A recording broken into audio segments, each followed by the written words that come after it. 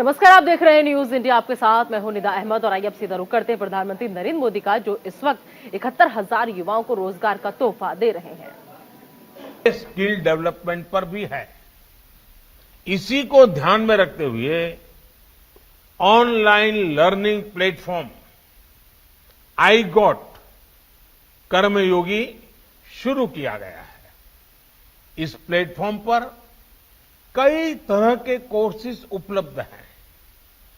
आप उनका पूरा उपयोग करें। आपकी क्षमता जितनी बढ़ेगी, इतना अपने कार्य पर सकारात्मक प्रभाव पड़ेगा और क्षमतावान लोगों के कारण कार्य पर जो सकारात्मक प्रभाव होता है, उसका प्रभाव देश की सभी गतिविधियों में सकारात्मकता को गति देता है। आज इस महत्वपूर्ण अवसर पर आपके जीवन के एक बहुत महत्वपूर्ण पड़ाव पर मैं एक बार फिर आपको तो बधाई देता ही देता हूं, आपकी नई यात्रा के लिए शुभकामनाएं देता हूं।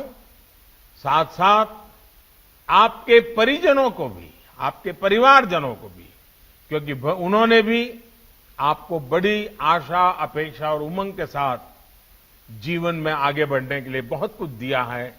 आज उनको भी मैं अनेक अनेक शुभकामनाएं देता हूं। आपके उज्जवल भविष्य के लिए प्रार्थना करते हुए फिर एक बार बहुत बहुत धन्यवाद। रोजगार मेले में पीएम मोदी बोले हैं कि गांव में रोजगार दे रहे हैं हम, और साथ ही साथ उन्होंने कहा कि पहले विकास की गति जो थी वो धीमी थी और अब तेजी के साथ विकास हो रहा है। देश में नए एयरपोर्ट, हाईवे जो है वो बने हैं, तो पहले सिर्फ 74 एयरपोर्ट थे और आपने मेहनत से सफलता हासिल की है। और भी तमाम कई बातें ऐसी जो देश के प्रधानमंत्री नरेंद्र मोदी ने कही इस दौरान कि देश में नए हाईवे बने हैं, एयरपोर्ट्स बने हैं। इसके अलावा 2014 से पहले विकास की रफ्तार जो थी वो बहुत धीमी थी, ये कहते नजर आए पीएम मोदी। आगे उन्होंने कहा कि गांव में रोजगार जो है वो अब हम दे रहे हैं। तो रोजगार मेले का आयोजन जो है वो किया जा रहा है और इस दौरान रोजगार के नियुक्ति पत्र जो है वो पीएम मोदी ने युवाओं को बांटे। और चलिए आगे बढ़ते हैं और बात ज्ञानवापी केस से जुड़ी बड़ी खबर की कर लेते हैं। आपको बता दें कि मंदिर पक्ष आज नई याचिका दाखिल करेगा। जिला जज की अदालत में याचिका दाखिल होगी। ज्ञानवापी परिसर की एएसआई जांच की मांग जो है वो की गई है। तो अहम खबर, बड़ी खबर, मंदिर पक्ष आज अपनी नई याचिका दाखिल करेगा। इस पूरे मामले में जिला जज की अदालत में ये याचिका जो है वो दाखिल होगी। तो दरअसल क्या है ये पूरा विवाद, ये भी आप एक बार समझ लीजिए। यहाँ पर भगवान शिव का स्वयंभू ज्योतिर्लिंग है, ये कहना है। और साथ ही साथ कहा यह जा रहा है कि मुगल सम्राट औरंगजेब ने साल 1664 में मंदिर को तुड़वा दिया था। और सबसे बड़ी बात ये कहा यह जा रहा है कि जब मंदिर को तुड़वाया तो इसी जगह पर मस्जिद का निर्माण जो है वो करवाया गया था और इस मस्जिद को अब ज्ञानवापी मस्जिद के रूप में पहचान मिली। ज्ञानवापी परिसर का सर्वे कराने की मांग की जा रही है। सर्वे के जरिए पूरे राज जो है वो खुलेंगे, ऐसा कहा जा रहा है। जमीन के अंदर जो भाग है उसमें मंदिर के अवशेष है या नहीं, ये अभी किसी को पता नहीं है। दरअसल ये पूरा अभी विवाद है जो चर्चा का विषय भी बना हुआ है और ऐसे में ज्ञानवापी परिसर की एएसआई जांच की मांग जो है उसकी अब डिमांड ज्यादा हो रही है। तो अहम खबर, बड़ी खबर, मंदिर पक्ष जो है वो आज एक नई याचिका दाखिल करेगा। तो ज्ञानवापी केस से जुड़ी फिलहाल ये अहम खबर आपको हम बता रहे हैं। जिला जज की अदालत में याचिका दाखिल होगी और इस याचिका में ज्ञानवापी परिसर की एएसआई जांच की मांग जो है वो अब एक पक्ष की तरफ से की जा रही है। तो जिला जज की अदालत में ये याचिका दाखिल होगी तो मंदिर पक्ष जो है वो आज एक नई याचिका दाखिल करेगा।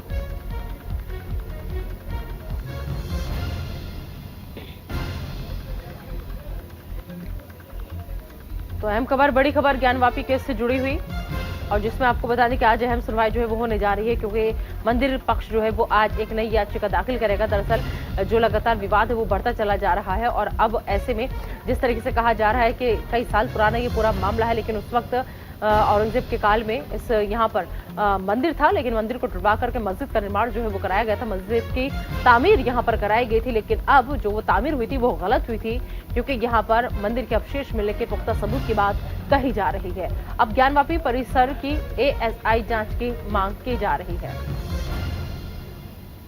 इस खबर पर ज्यादा बातचीत के लिए सीधा रुख करेंगे हमारे सहयोगी मदन मोहन का, जो इस वक्त हमारे साथ जुड़ चुके। मदन मोहन, मंदिर पक्ष आज एक नई याचिका दाखिल करेगा, कितने बजे ये याचिका दाखिल होनी है और क्या लग रहा है और क्या कुछ खास इस याचिका में हो सकता है मदन?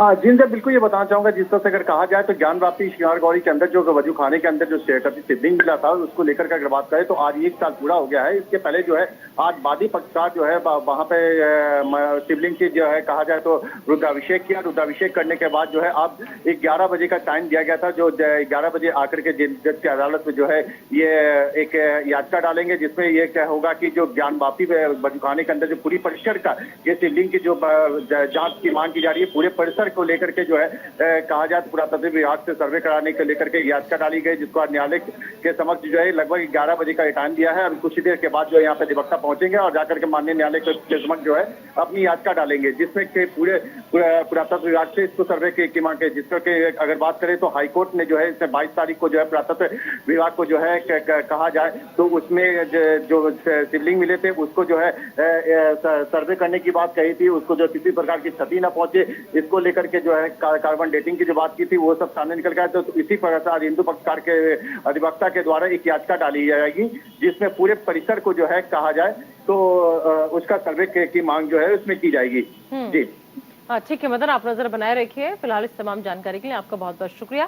तो आज मंदिर पक्ष जो है वो नई याचिका दाखिल करेगा। हालांकि जैसे कि हमारे सहयोगी अहम जानकारी साझा करें कि 11 बजे का वक्त जो था वो मुकर्रर किया गया था याचिका दाखिल करने के लिए, लेकिन अब से थोड़ा समय और लगेगा। थोड़ी देर में आपको बता दें कि ज्ञानवापी केस से जुड़ी अहम खबर, बड़ी खबर, जिसमें आज मंदिर पक्ष एक नई याचिका दाखिल करेगा। चलिए बढ़ते हैं आगे और बात दिल्ली मुख्य सचिव की करेंगे। दिल्ली मुख्य सचिव ने सिविल सर्विसेज बोर्ड की बैठक बुलाई है। अहम खबर, बड़ी खबर, अधिकारियों के तबादले तैनाती के आधार को लेकर यह बैठक जो है वो की जा रही है। सुप्रीम कोर्ट के फैसले के बाद एससीबी की ये पहली बैठक होने जा रही है। तो बड़ी खबर, अहम खबर, सुप्रीम कोर्ट ने जिस तरीके से फैसला दिया उसके बाद एससीबी की ये अहम बैठक जो है वो होने जा रही है। अब देखना होगा कि मुख्य सचिव ने जिस तरीके से सिविल सर्विसेज बोर्ड की बैठक बुलाई है, इस बैठक के बाद जो कोर्ट ने फैसला किया है, तो क्या अधिकारियों के तबादले तैनाती के आधार को लेकर के ये बैठक जो हो रही है, तो इसके बाद कुछ हेरबदल होगा, फेरबदल होगा, या फिर से सुप्रीम कोर्ट का दरवाजा खटखटाया जाएगा, क्योंकि लगातार तनातनी जो है वो देखने को मिल रही है। अब देखना होगा कि जब आज ये अहम बैठक है और मुख्य सचिव ने ये बैठक बुलाई है, और ऐसे में इस खबर पर ज्यादा बातचीत के लिए हमारे सहयोगी नमित त्यागी इस वक्त हमारे साथ जुड़ चुके हैं। नमित, सुप्रीम कोर्ट के फैसले के बाद आज एससीबी की पहली बैठक होने जा रही है, क्या लग रहा है? क्योंकि तनातनी जो है वो लगातार बरकरार है। देखिए, बिल्कुल सुप्रीम कोर्ट का जो फैसला आया था जिसमें दिल्ली के अंदर ट्रांसफर पोस्टिंग का अधिकार दिल्ली सरकार को दिया गया था, उसके बाद पहली बार दिल्ली के मुख्य सचिव ने ये सर्विसेज बोर्ड की बैठक बुलाई गई है। और इसमें अगर आने वाले समय में दिल्ली सरकार अधिकारियों का ट्रांसफर या फिर पोस्टिंग करती है, उसके लिए क्या कोई मीटिंग रखी जाएगी या फिर किस आधार पर उन अधिकारियों के तबादले होंगे, इस मुद्दे पर चर्चा की जाएगी। साथ ही साथ आपको बता दें कि सुप्रीम कोर्ट के फैसले के बाद जो है सौरभ भारद्वाज, जो कि दिल्ली सरकार के सर्विसेज विभाग के मंत्री हैं, उन्होंने आशीष मोरे, जो कि सर्विसेज विभाग के सचिव थे, उनको पद से हटा दिया था। हालांकि कल उसको लेकर एक सो कॉज नोटिस जो है आशीष मोरे को दिया गया, लेकिन देर शाम होते होते आशीष मोरे जो है वो सौरभ भारद्वाज से मिले और जो मसला था वो सुलझ गया। लेकिन आज पहली बैठक है। निश्चित तौर पर ये अधिकार दिल्ली सरकार को मिलने के बाद बीजेपी के लोग ये आरोप लगा रहे थे कि अब दिल्ली सरकार तमाम अधिकारियों का तबादला अपने हिसाब से करेगी। लेकिन यहाँ पर एक बात समझने वाली है निदा, की पहले एलजी के हाथ में ये सारी चीजें थी कि ट्रांसफर पोस्टिंग अधिकारियों की कैसे होगी। अब दिल्ली सरकार के पास ये अधिकार आने के बाद ऐसा नहीं है कि दिल्ली सरकार का कोई भी मंत्री किसी भी अधिकारी को तुरंत ट्रांसफर या फिर उसकी पोस्टिंग कर सकता है। उसके लिए भी जो सचिव है उनकी एक बैठक होती है जिसका एक प्रोटोकॉल होता है, उसी के बाद अधिकारियों का ट्रांसफर होता है। लेकिन नमित, इसमें दिक्कत क्या है? बाकी और राज्यों में भी तो ऐसे ही होता है ना कि अधिकारियों के ट्रांसफर पोस्टिंग का अधिकार जो होता है वो राज्य सरकार के पास ही होता है। दरअसल दिल्ली जो है वो केंद्र शासित प्रदेश है। नहीं, अगर सुप्रीम कोर्ट दखल देके ये बात कह रहा है और सुप्रीम कोर्ट साफ साफ कह रहा है कि राज्यपाल को दिल्ली सरकार की सलाह पर ही प्रशासन को चलाना होगा। देखिए, बिल्कुल सुप्रीम कोर्ट ने क्लियर कर दिया था अपने फैसले में कि जो एलजी अगर कोई फैसला ले भी रहा है तो उसको दिल्ली सरकार यानी कि दिल्ली की कैबिनेट की सलाह लेना अनिवार्य होगा। हालांकि इस फैसले के बाद ये भी खबर आई थी कि जो दिल्ली के कुछ अधिकारी हैं वो दिल्ली सरकार के फैसले मान नहीं रहे थे। उसके बाद फिर से जो दिल्ली सरकार है उन्होंने सुप्रीम कोर्ट का दरवाजा खटखटाया था। हालांकि मुझे जो जानकारी मिली है कि दिल्ली के एलजी से जब दिल्ली के मुख्यमंत्री अरविंद केजरीवाल की मुलाकात हुई थी तो दोनों के बीच में बातचीत जो है वो सामंजस्य बैठाने के लिए हुई थी। लेकिन निश्चित तौर पर ये देखना होगा कि आज जब ये जो पहली बैठक हो रही है सर्विसेज विभाग की, इसमें सौरभ भारद्वाज भी मौजूद रहेंगे। क्या जो प्रोटोकॉल है अधिकारियों के तबादले और पोस्टिंग को लेकर, ये देखना दिलचस्प होगा। बिल्कुल नमिता, आप नजर बनाए रखिए इस पर पूरी बैठक पर। बहुत बहुत शुक्रिया फिलहाल इस तमाम जानकारी के लिए। चलिए आगे बढ़ते हैं और बात कर्नाटक की। कर्नाटक में सीएम के नाम को लेकर घमासान लगातार जारी है। शिव कुमार का इस बीच बड़ा बयान सामने आया है। तो बता दें कि उन्होंने साफ साफ कहा डीके शिव कुमार ने कि मैं किसी को ब्लैकमेल नहीं करूंगा। आला कमान की सलाह के बाद सीएम का ऐलान होगा। तो अहम खबर, बड़ी खबर। हालांकि आपको बता दें कि कल जिस तरीके से कर्नाटक सीएम पर सस्पेंड जो था वो अभी भी बरकरार, लेकिन दिल्ली जब शिव कुमार नहीं आए थे और साथ ही साथ उन्होंने ये बात कही थी कि मेरी जो ताकत है वो 135 विधायक है। लेकिन अब इस बीच सबसे बड़ी बात यह है कि डीके शिव कुमार दिल्ली के लिए रवाना हो चुके हैं, दिल्ली वो आ रहे हैं। लेकिन इस बीच उनका डीके शिव कुमार का ये बयान अपने आप में बहुत कुछ कह रहा है कि मैं किसी को ब्लैकमेल जो है वो मैं नहीं करूंगा। इसका मतलब शिव कुमार जानते हैं कि शायद उनका जो नाम है वो रिश्ते से बाहर हो सकता है। क्या कहा डीके शिव कुमार ने, पहले आप वो सुन लीजिए। Don't want to divide any MLAs, whether they are favor or whether they are not favor. Ours is a united house. Our numbers are 135 plus other independent associates. I don't want to divide anyone here. Whether they like me, whether they doesn't like me, I am a party president. Why should I cross my party line?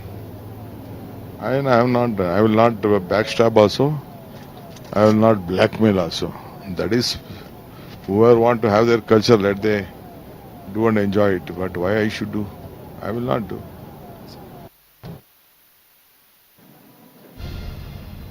तो कर्नाटक के CM के नाम को लेकर लगातार घमासान जो है वो जारी। अब देखना होगा कि डीके शिव कुमार जो आने से पहले बड़ी बात कहते हुए नजर आए कि आला कमान का जो भी फैसला होगा वो आखिरी होगा और मैं सीएम बनने के लिए किसी को भी ब्लैकमेल नहीं करूंगा।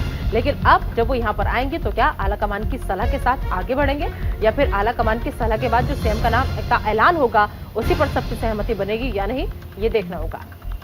चलिए बढ़ते आगे। बता दें आपको कि पटना और भोजपुर सीबीआई की टीम जो है वो पहुंची है। राजद विधायक के ठिकानों पर सीबीआई ने छापेमारी कर रही है।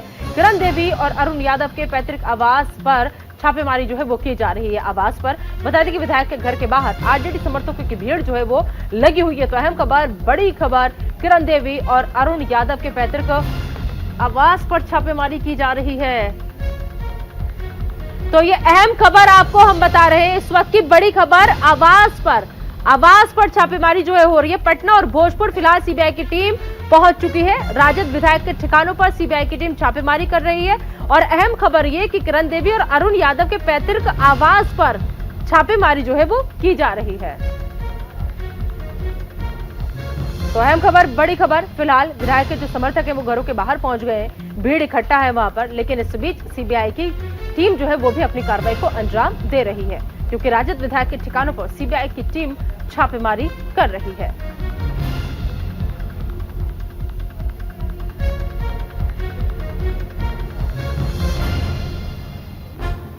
तो पटना और भोजपुर फिलहाल सीबीआई की टीम जो है वो पहुंची हुई है और यहां पर जाकर के जो आरजेडी के विधायक हैं उनके ठिकानों पर छापेमारी की जा रही है, उनके आवास पर।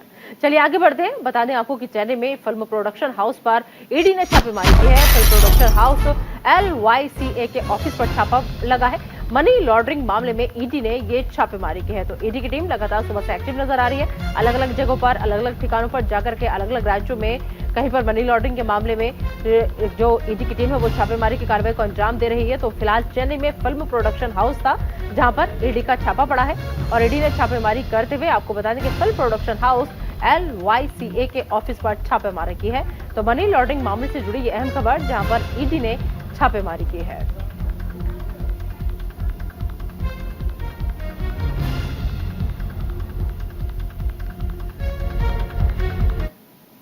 और चलिए आगे बढ़ते हैं और अब बात बिहार के वैशाली की। बिहार के वैशाली से बड़ी खबर, आरजेडी की गोली मारकर हत्या की गई है। बदमाशों ने घर से बाहर बुलाकर गोली मारी है। महुआ से आरजेडी विधायक है मुकेश रोशन का करीबी था ये मृतक। तो अपराधियों की गिरफ्तारी के लिए फिलहाल पुलिस की तमाम कोशिशें जारी है।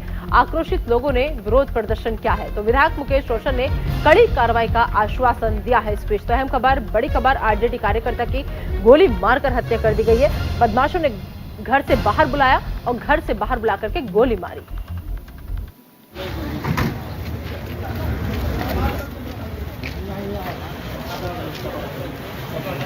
इस लड़का को गोली मारा गया है। जैसे ही हम लोग को सूचना हुआ घटना का, हम लोग यहाँ अस्पताल में आए हैं।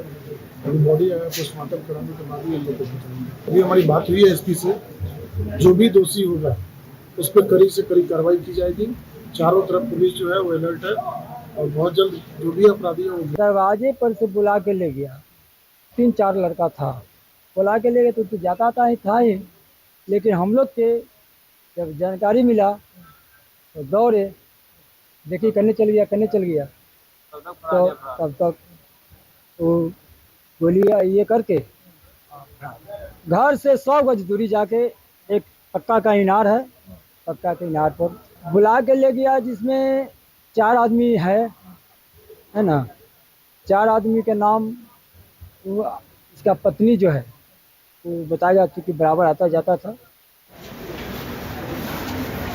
से दर्ज करेंगे हमारे संवाददाता राजीव मोहन का। राजीव, जिस तरीके से आरजेडी कार्यकर्ता की गोली मारकर हत्या की गई है और आक्रोशित लोगों ने प्रदर्शन भी किया है, फिलहाल पुलिस के हत्या कोई अहम जानकारी लगी या फिर जो हमलावर थे उनका कोई सुराग लगा पुलिस को?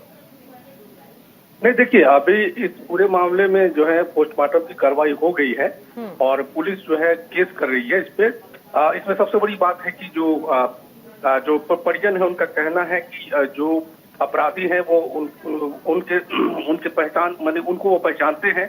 तो कुछ लोगों का नाम बताया गया है, तो ये अज्ञात नहीं है बल्कि 3-4 लोगों पर ये केस होगा। और उनके परिवार वाले का कहना है कि पूर्व में जिन लड़कों ने इन्हें बुलाया था उनके द्वारा उन्हें धमकियां भी मिली थी। तो ये गंभीर मामला है और ऐसा लग रहा है कि कहीं न कहीं कोई राजनीतिक रंजिश हो या आपसी कोई झगड़ा हो। आमेर गांव है, आमेर गांव जीतूपुर थाना के जस्ट बगल में ही है। तो ये पूरा मामला जो है उसको लेकर के गांव में तनाव भी है। लेकिन घर से बुला के 4 लड़के ले गए हैं। इन चारों लड़कों का नाम पुलिस ने नोट किया है। इसके अलावा तहकीकात की जा रही है कि और इसमें कौन है और इसका किंग पिन कौन है, मास्टरमाइंड कौन है और किन कारणों से हत्या हुई है, इसको लेकर के पुलिस जांच पड़ताल कर रही है। लेकिन राजीव, अगर घर वालों ने शिनाख्त कर ली है, घर वाले पहचानते हैं जो लेकर के गए आरजेडी कार्यकर्ताओं को बाहर, तो उसके बावजूद भी अब पुलिस किस इफ बट में उलझी हुई है? क्यों अभी तक अज्ञात के खिलाफ एफआईआर दर्ज है? नहीं, इसमें एफआईआर जो है परिजनों के मुताबिक ही होना है जी, लेकिन उसमें और कितने लोग का नाम लिया है, क्योंकि अभी इन लोगों ने 3-4 लोगों का नाम लिया है। उसमें एक व्यक्ति का नाम खास लिया गया है जिसके बारे में कहा जा रहा है कि उसने धमकी दी थी। तो ये तमाम लोगों से पूछताछ के लिए पुलिस की टीम जो है छापेमारी कर रही है। लेकिन घटना के बाद जो अपराधी है जो बुलाकर ले गए थे युवक, वो मौके से फरार है। तो पुलिस का कहना है कि सबसे पहले एफआईआर की कार्रवाई कर रहे हैं और जो टीम है वो छापेमारी कर रही है। उनके घर पे गई थी लेकिन वो नहीं मिले हैं और फिलहाल पोस्टमार्टम करने के बाद बॉडी को जो है वो सौंप दिया गया है परिजनों को। जी ठीक है राजीव, बहुत बहुत शुक्रिया इस तमाम जानकारी के लिए आपका। तो बिहार के वैशाली से बड़ी खबर, जहां पर आरजेडी कार्यकर्ता की गोली मारकर हत्या कर दी गई है। चलिए बढ़ते आगे और बात राहुल गांधी की करेंगे। राहुल गांधी मामले में आज अहम सुनवाई है। दरअसल अमित शाह के खिलाफ टिप्पणी का ये पूरा मामला है। झारखंड हाईकोर्ट में आज अहम सुनवाई होगी। तो अहम खबर, बड़ी खबर राहुल गांधी मामले से जुड़ी हुई। बता दें आपको कि अमित शाह के खिलाफ आपत्तिजनक टिप्पणी के मामले से जुड़ी हुई ये बड़ी खबर है। झारखंड हाईकोर्ट में आज अहम सुनवाई जो है वो होने जा रही है। कुछ ग्राफिक्स हमने तैयार किए हैं, उनके जरिए आपको समझाएंगे कि आखिर क्या है ये पूरा मामला। तो आपको बता दें कि दरअसल अमित शाह के खिलाफ आपत्तिजनक टिप्पणी का मामला है ये पूरा। अमित शाह के खिलाफ आपत्तिजनक टिप्पणी करने का आरोप राहुल गांधी के ऊपर लग रहा है और उसी अपमानजनक टिप्पणी को लेकर आज अहम सुनवाई जो है वो होने जा रही है। तो कांग्रेस अधिवेशन में केंद्रीय गृह मंत्री अमित शाह पर अपमानजनक टिप्पणी करने का आरोप है। आप समझिए कि आखिर क्या है ये पूरा मामला। और इसी संबंध में स्थानीय बीजेपी नेता ने शिकायत की थी। इस मामले में राज्य सिविल कोर्ट द्वारा नोटिस जारी हुआ था। नोटिस पर हाईकोर्ट पहले ही रोक जो है वो लगा चुका है। अब मामले की सुनवाई जस्टिस अंबुजनाथ की कोर्ट में होगी।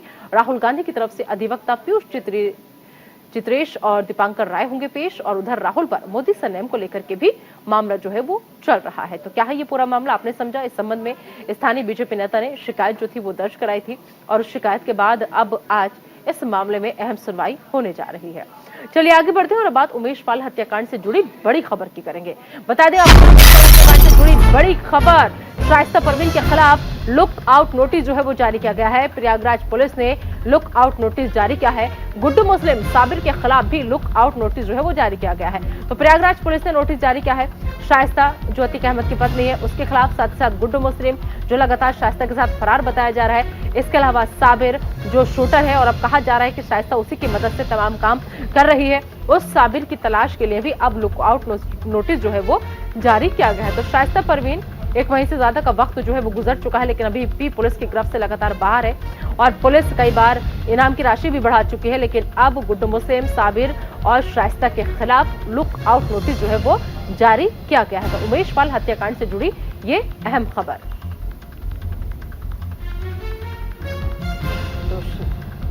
अतीक की पत्नी शाइस्ता के खिलाफ look out notice, Prayagraj police ने ये लुक आउट नोटिस जो है वो जारी किया है। साथ ही साथ गुड्डू मुस्लिम, और गुड्डू मुस्लिम वही नाम जो आखिरी शब्द जुबान पर अशरफ के थे, ये वही नाम है जो अशरफ ने सिर्फ मुंह से निकाला, गुड्डू मुस्लिम। उसके बाद ही अचानक से गोली अतीक और अशरफ को लग जाती है, और अब उसी गुड्डू मुस्लिम की तलाश में लगातार छापेमारी जारी है, शाइस्ता की तलाश में छापेमारी जारी है। साथ ही साथ शूटर साबिर जो है वो भी फरार है। और अब ऐसे में अहम खबर ये कि प्रयागराज पुलिस ने तीनों के खिलाफ लुक आउट नोटिस जारी किया है।